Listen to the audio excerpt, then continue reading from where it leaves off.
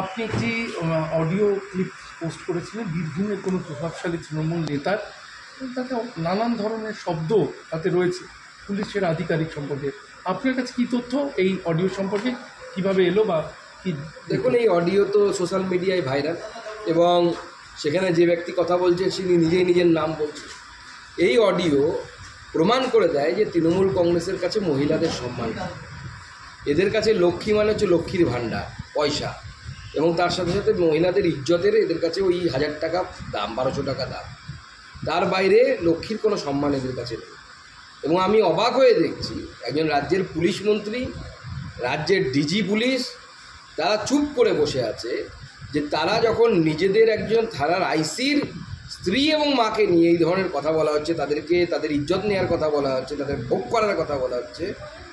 Police, আমার কাছে যা খবর যে জেলার এসপি এই অডিওটাকে ভাইরাল করিয়েছে, উচিত ছিল এই অডিও ভাইরাল না করিয়ে কলার ধরে ওই বেটাকে তুলে এনে গালে দুটো থাপ্পড় লাগিয়ে জেলের ভেতরে ঢোকানো।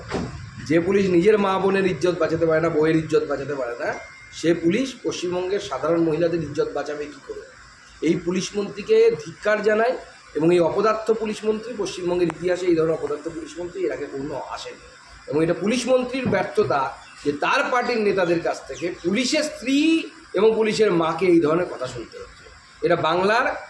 সকল মহিলাদের জন্য চোখ খুলে দেওয়ার মতো